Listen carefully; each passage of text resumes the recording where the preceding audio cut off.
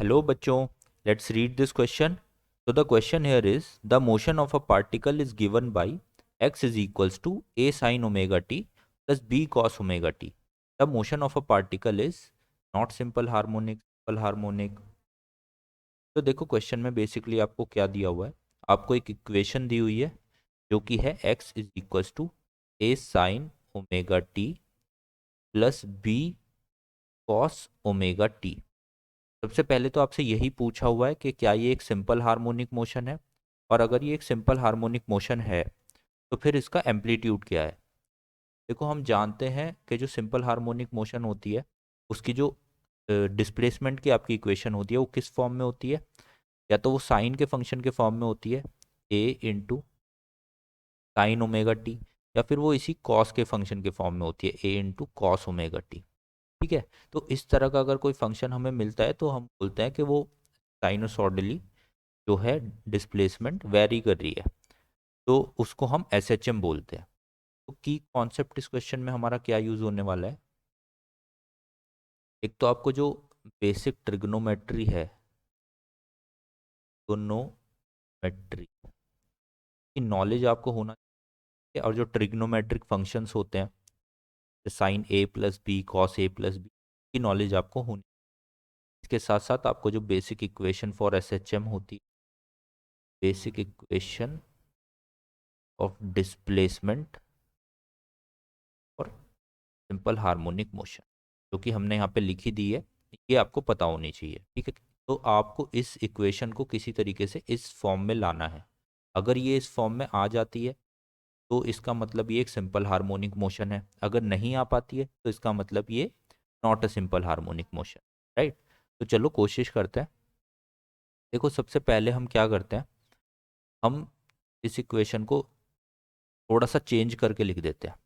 ठीक है, चेंज करके कैसे लिखेंगे, हम दोनों जो ये साइड हैं यहाँ पर ए साइन ओमेगा टी में मल्टीप्लाई कर देते हैं under root A square plus B square की, और इसी टर्म से इसको डिवाइड भी कर देते हैं under root plus plus same यही काम हम दूसरी के साथ करते हैं cos omega t into the root of A square plus B square, और इसको भी डिवाइड कर देते हैं A square plus B square.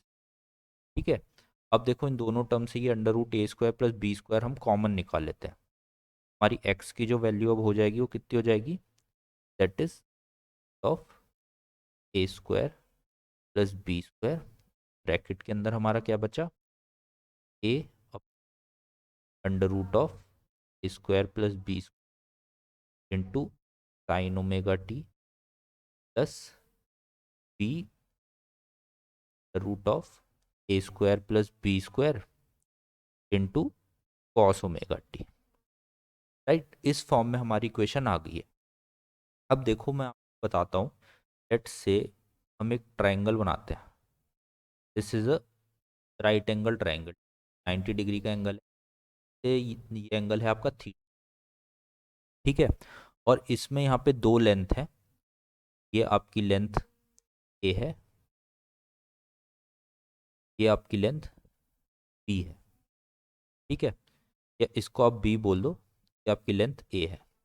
Right, और तो ये आपकी जो हाइपोटेनियस है ये कितनी आ जाएगी, from Pythagoras theorem you know it will come out to A square B square.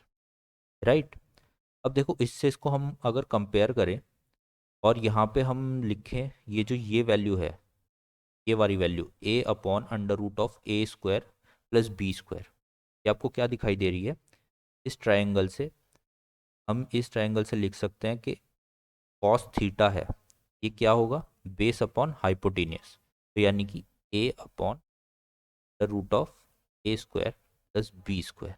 Right, तो यानी कि इस वैल्यू को हम कॉस थीटा लिख सकते हैं। सेम अगर इस वाली टर्म को हम यहाँ से देखें, B upon under root A square plus B square को, यहाँ से हम क्या मिल जाएगा कि साइन थीटा इसके इक्वल होता है परपेंडिकुलर अपॉन हाइपोटेनियस के ए स्क्वायर प्लस, तो इस टर्म को हम थोड़ा सा अगर रीअरेंज करके लिखें तो क्या हो जाएगा, x plus two under root of A square plus B square bracket के अंदर क्या रह जाएगा, यहाँ पे आ जाएगा कॉस थीटा, तो ये टर्म बन जाएगी sign omega T cos theta plus यहाँ पे क्या आ जाएगा आपका साइन थीटा आ जाएगा, sine theta cos omega t, right. अब अगर आप इस टर्म को देखो, ध्यान से देखो, तो ये क्या फॉर्म बन रही है, sine a in cos B plus cos a in plus sine B into cos A, right. तो ये आपकी जो ट्रिग्नोमेट्रिक रिलेशनशिप होता है साइन ए प्लस बी, इसको हम क्या लिखते हैं, sine A cos B plus sine B into cos A, right. Same to same यही रिलेशन यहाँ पे बन रहा है, तो हम इसको रिप्लेस कर सकते हैं इस फॉर्म से, और ये बन जाएगा under root of A square plus B square sine omega t plus theta, right.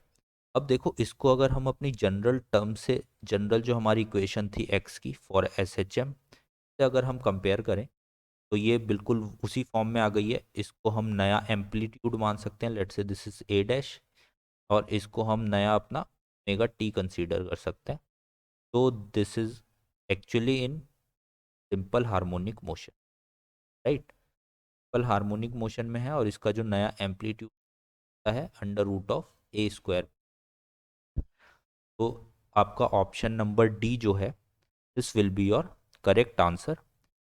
It is in simple harmonic motion with amplitude under root A square plus B square. So I hope you understand this question. Good luck.